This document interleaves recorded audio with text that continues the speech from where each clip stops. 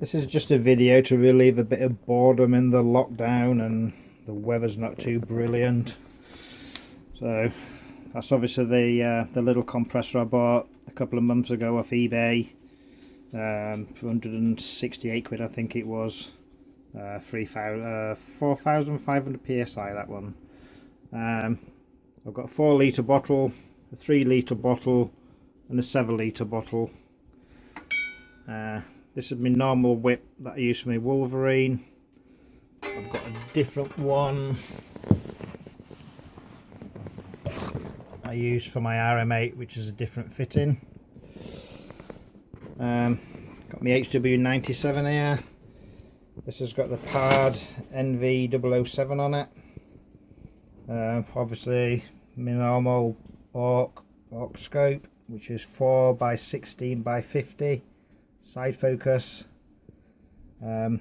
Great bit of kit. I like that because it's got really fine crosshairs on it. Obviously a silencer on the end of this one. I don't think it does a terrific amount of reduction in noise, but it's adequate. Obviously put a ring on this one so I can put a strap on it. Obviously I had to drill the other end here. If you do drill into these, do make sure you leave enough, because there's a screw that holds this butt pad on, so make sure you're well within that, else you'll end up hitting the screw. Got an adjustable clamp on here for a laser rangefinder, which I'll show you in a bit.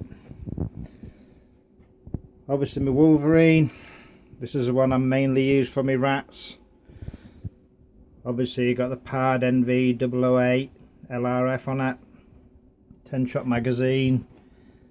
This is a little gadget I made, which I'll show you in a minute. It's got a 28-inch bipod. You can tighten the tension with this lever here. So if you don't want this turn swiveling too floppily, just tighten that up and it stiffens it right up.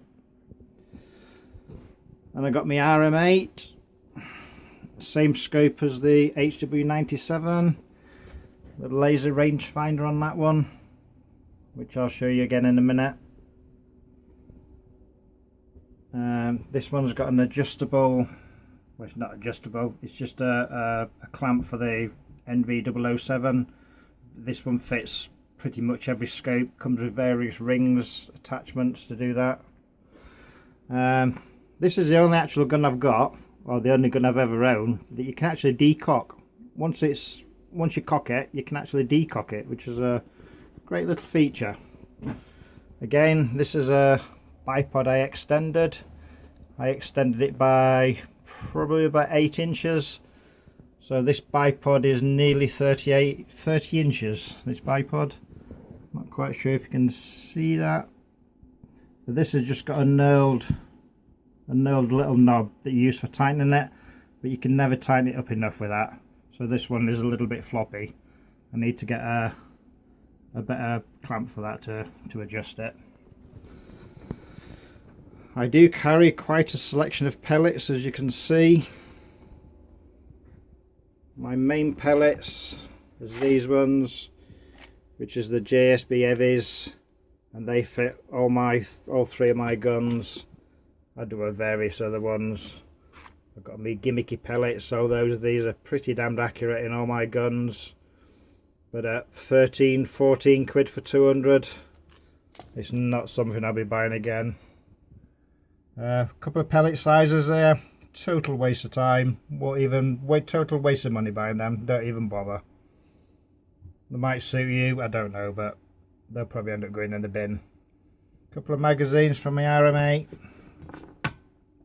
A Wolverine one, that's the cap off the pad. I keep that off because I get better sound. Various batteries, always carry plenty of batteries.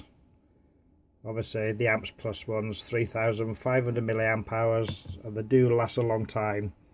Although saying that, in this cold weather, the cold weather knock about an hour runtime off them, so they're only lasting a couple of hours instead of about 3 hours.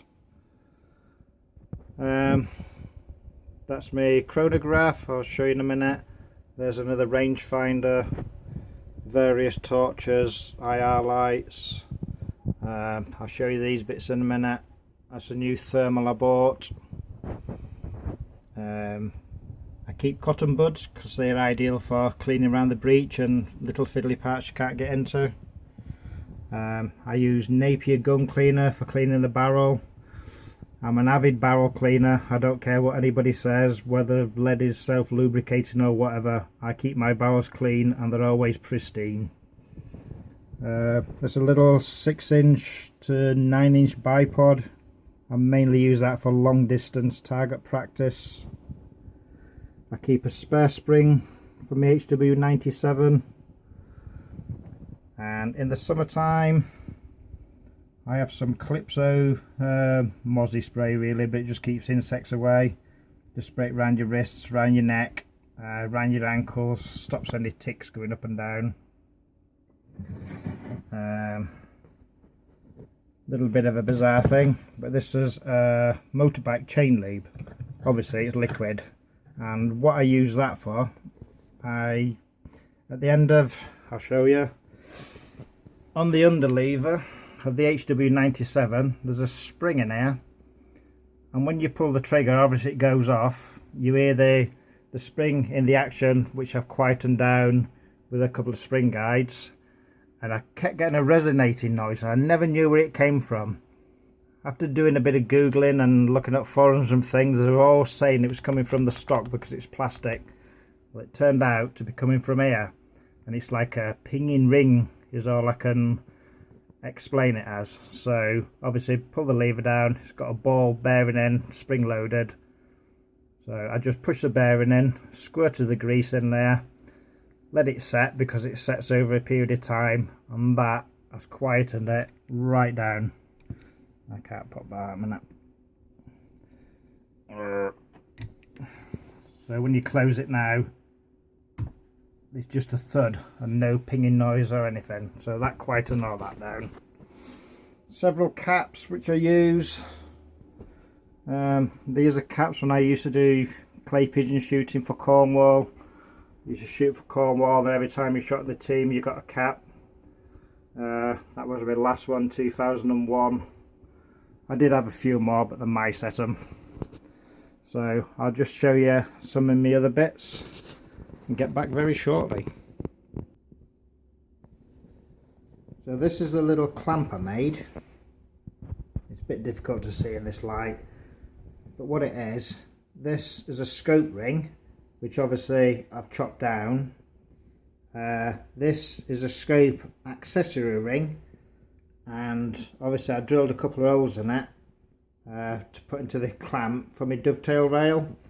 So I can now put a separate II torch on here rather than put it on the side of the pad, which to me is a stupid place to put it, because by the time you put something on that you can't get to the buttons.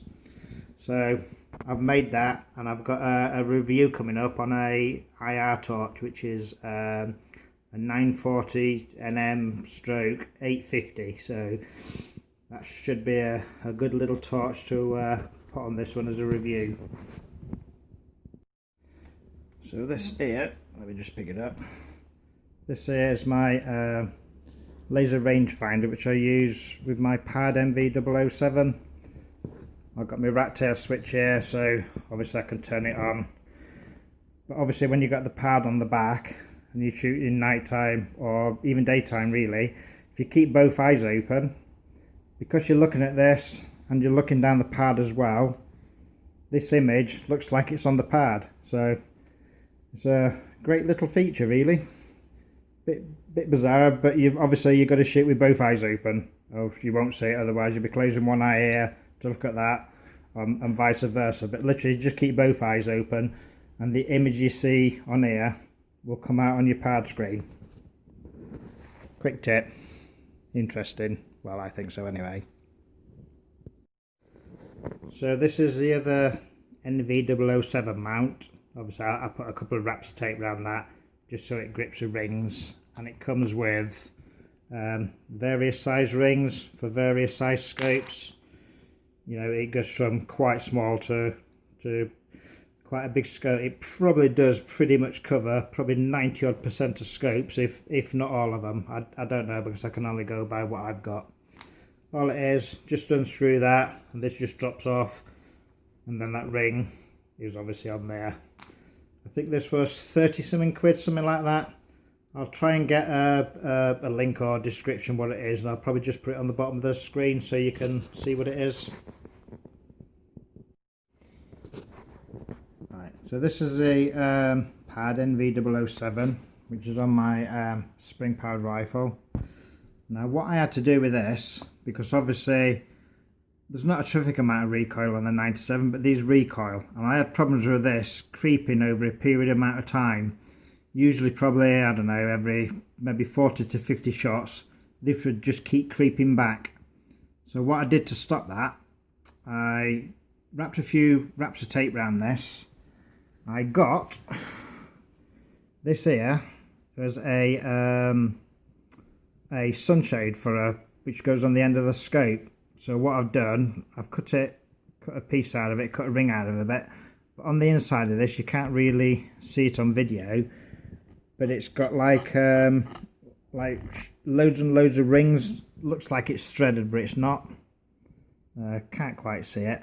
So obviously I cut a piece of this so it fits around the scope, and then I bent this to shape. Sorry, just bent this to shape so it fits around the snug again. Then I've wrapped a bit of tape around this, and then the mount slides over it all, and then obviously it's clamped down to this, and that's the only way I've actually found that this won't move.